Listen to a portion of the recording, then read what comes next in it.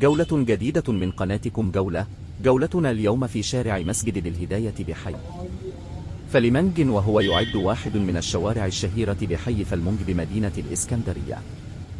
فليمنج هو حي من أحياء مدينة اسكندرية في مصر.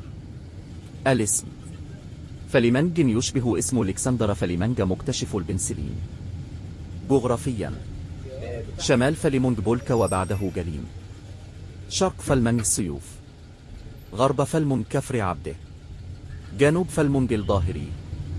من معالم الحي كلية التربية الرياضية للبنات جامعة اسكندرية، مستشفى مبر، مقر النيابة العسكرية، كنيسة مرمينا، مدرسة نوتردام داسيون، دير راهبات سان باول، شارع عبد الفتاح الطويل.